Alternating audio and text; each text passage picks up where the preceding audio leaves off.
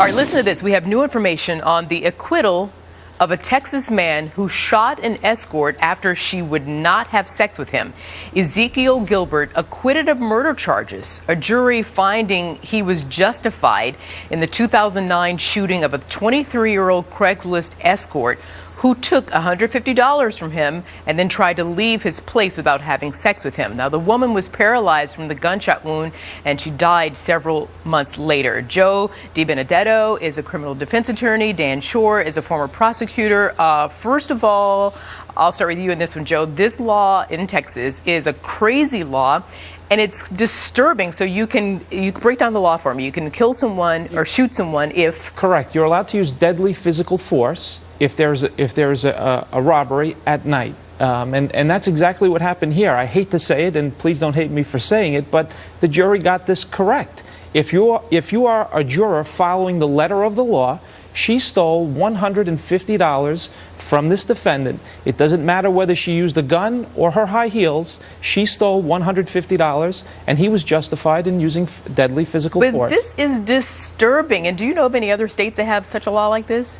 I certainly have never seen it applied like this. This is extremely disturbing because this is not really a theft. He contacted her through her Craigslist ad. She came over. He gave her $150 thinking he would get sex in return, and she didn't want to have sex with him. So basically, he's trying to coerce her into performing an illegal act, prostitution. That's much different than someone taking money from you and stealing at nighttime. It's no different than calling up a local pizzeria and placing an order for a pie of pizza, and when the delivery man comes, accepts money for the pizza, but doesn't deliver the pies. And I can shoot him? No different. So I order a pepperoni and cheese pizza, and he doesn't deliver. He comes by, takes my money, and runs without the pizza being left behind. I can shoot him, and I'm okay? If we are following the letter of the law, in Texas, yes, you're allowed to use deadly physical force. I disagree with that for two reasons. One, as I said before, prostitution is illegal. He's trying to get her to commit an illegal act, not just deliver pizza. Second of all, this is for thefts, not...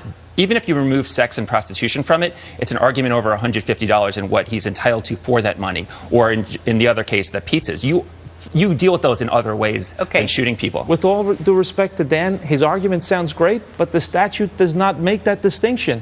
It's not there. It's plain, it's simple, it's straightforward. You are allowed to use deadly physical force under these circumstances. Okay, well, here's the thing. Gilbert, the guy, the John, his defense attorney also argued that this was the first time this woman pulled something like this. It was not the first time she pulled something like this, so that was his argument. Let's take a listen, and then we'll talk about it after the bite. Go ahead.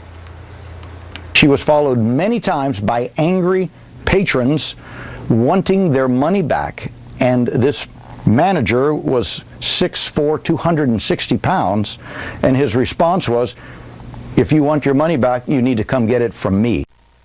So what do you say to that? No different than a purse snatcher. It's unfortunate that somebody died, but it's the same exact analysis. She stole $150. There's no dispute as to that. It's very different because he's trying to get her to perform an illegal act, prostitution, and that's different than someone coming and robbing you. I've seen in cases it's difficult sometimes to get convictions when the victim is not very popular, not very friendly to the jury in their eyes. And here a prostitute or someone who's putting a Craigslist ad up about prostitution may not have been sympathetic in their eyes, and that might have been in play here. So you're saying that perhaps there is something to it, that because this woman was selling her goods for sale. When prostitutes, and she put a Craigslist ad out there, when prostitutes are victimized by sexual assault or homicide, sometimes it's tough to get convictions because juries aren't as sympathetic, but it's important that they still be protected.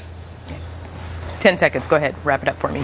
The law in Texas is what it is. It's a very straightforward application, and the jury got it correct. All right. Well, it's too bad that anyone died. Let's say that. It doesn't matter what the person does for a living. Joe DiBenedetto and Dan Shore, thank you very much for both of you being here. John?